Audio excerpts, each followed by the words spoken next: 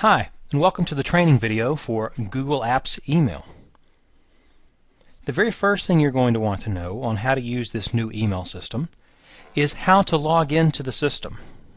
From the main JD webpage, you'll see the JD Tools link up top. If you just put your mouse over that link, you can select Email for Employees or Email for Students, whichever one pertains to you.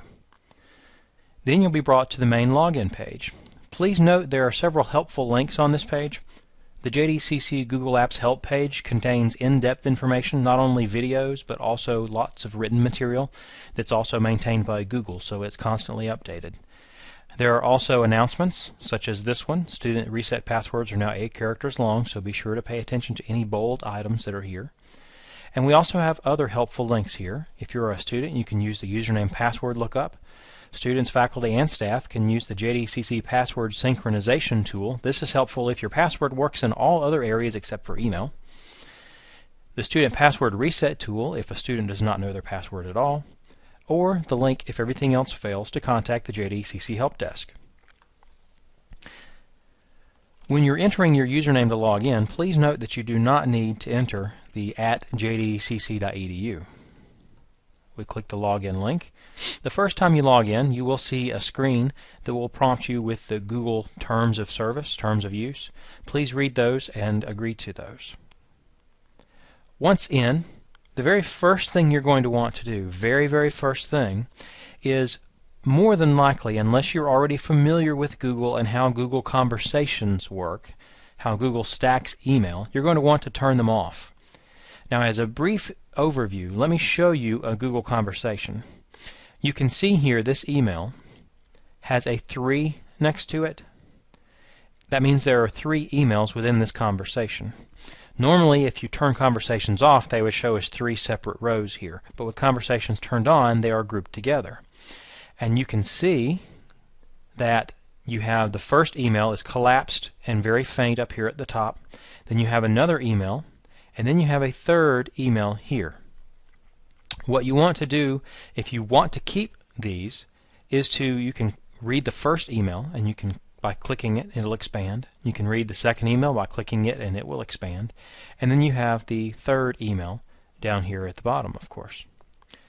The same applies here when you are looking at your emails with a 2 next to them. They have 2 emails.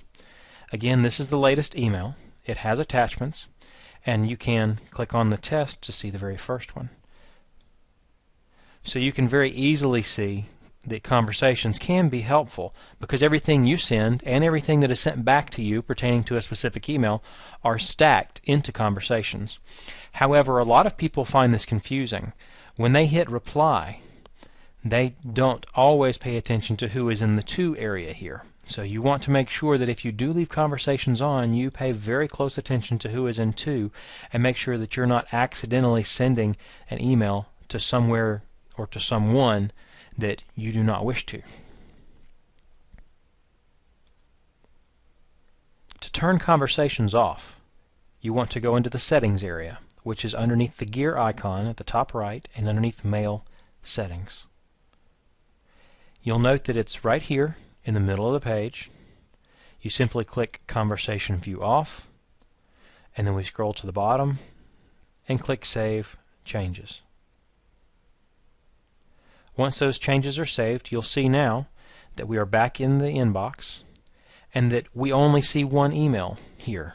The reason you only see 1 email is the other 2 were actually sent from this account. So when you do have conversations turned on, the email that comes in and your replies are stacked. So you can read the email that came in and your reply without having to go to your sent messages, which can be helpful, but it also can be very confusing. So be very careful if you decide to leave conversations turned on. Now, we'll move on and cover some of the basics in this particular video. We'll cover how to read an email, how to tell what is read, what is unread. We'll cover how to read attachments and view attachments. And we're going to cover how to send email and how to send attachments. And we'll cover how to delete email.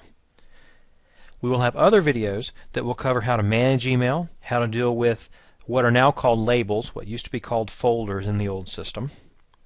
And we'll have additional videos covering calendar, chat, and additional email settings that you just saw a brief window of when we were looking at turning our conversations off. So first, let's cover how to tell what is read and what is unread in your inbox. It's a very straightforward thing.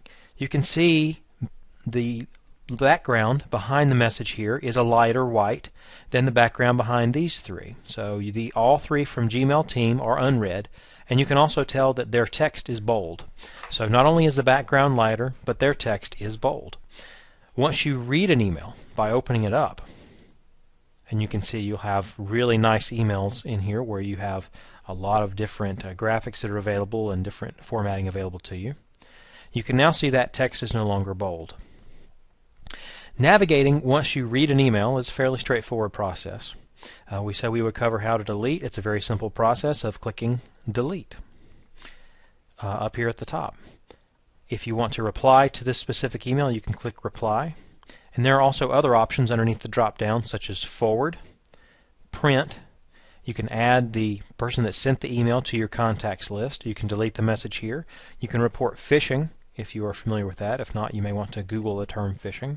And the others you probably will not need to use. Also reply to all is at the top, which will send the email back to all users. To print, you can also use the print all button here, and that will print all of the emails in the conversation if you left conversations turned on. So if we had 4 emails stacked in this conversation, that would print all 4 emails. If we use the print function underneath the drop down, it only prints that one specific message. To return back to your inbox, there are several ways. You can click on Inbox, you can click the back arrow, which will take you back to the last view you had, or you can click on the Mail button at the very top. Reading an attachment is also a fairly simple thing to do. You can see the attachments here. Some of them have previews and some of them do not, depending on the kind of attachment that they are. And you'll note that we have several different options here. This, as you can see, the name of this file is invoice 291522001.jpg. JPEGs, or JPGs, are pictures. If I wanted to just view the picture without actually having to download that to my computer, I can click the View button, and it's going to open that up so that you can see the picture. You can also see a mini preview here. If I want to download a copy of that to my computer, I will use the download link. Next, we have a PDF. You'll often see PDFs sent back and forth for more permanent type documentations. Again, you can view, which does not give you a copy on your computer, or you can download. If we click View, you're going to see the PDF opens up, and you can scroll through the PDF. And if there are multiple pages, you can use the page buttons. And you can also zoom or unzoom. Next, we have an Excel spreadsheet. This can also be done for Microsoft Word documents as well. You have 3 options here. You have View, which is going to open up a read-only copy, which means if you're on a computer that does not have Excel, you can still look at this document. And you can see that there are several empty sheets here. You can open as a Google spreadsheet, which will open it up in Google Documents, and that's something we're not going to cover in this video. Or you can download that to your computer. If you wish to have the same exact functionality that you had with the previous email system, always use the download link. So that is how you easily read email and read attachments. The download all attachments link will zip up all 3 into one file so that you can download a single file with all 3 attachments. Most of the time you probably won't need to use that unless you're sending very large numbers of attachments. Back in our inbox, again, you can tell that email is read. All of these, except for the 2 here from Gmail Team, are read. These 2 Gmail Team emails are unread. The dark text shows you, and the light background behind the text shows you that those are unread. When you are going to send an email, whether you're replying or sending a new email, there are several things that you should know. Let's start with how to send a brand new email, and that is using the Compose Email button. If we click the Compose Email button, we are on the screen now that should have familiar fields, even if the look is not completely familiar. We can type in email addresses and comma, add additional email addresses. And these, of course, don't have to be all at JDCC. They can be to anyone with an email address on the internet. You can add carbon copy users. You can add blind carbon copy users by clicking those links. You have the subject line. And then you have the body of the email with full formatting capabilities. So you can very easily say, this text is bold, and highlight the text and click bold. You can say, this text is underlined, and we want to underline the word underlined and click the U. Please note that the bold continues just as it does in Microsoft Word, so if you want to take that off, simply highlight the text, and you can see the bold button is pushed. You push that and it unbolds things. You have numbered lists, bulleted lists, you have your indentions, you have centering.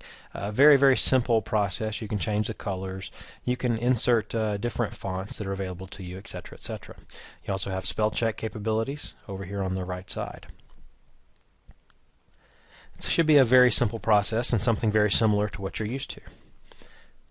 You can also attach files, and so when you click attach file, it's going to open up into your email just like you did, open into your local computer just like it did before, and you pick a file that you wish to upload,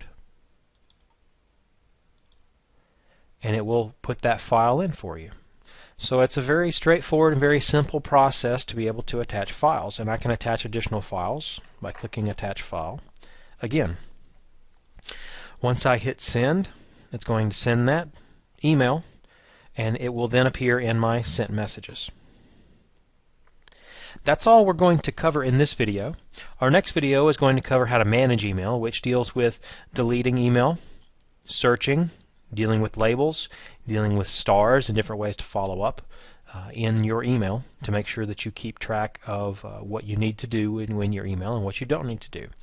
Please keep in mind that the Google email system that we are now using has a very, very large potential to do all kinds of advanced things. You do not have to do all those advanced things. You can just use it for basic sending and receiving of email just like we just showed. So we hope you watch the additional videos to get the basics down in using Google email. If you have any questions, please send them to support@jdcc.edu. Thank you very much.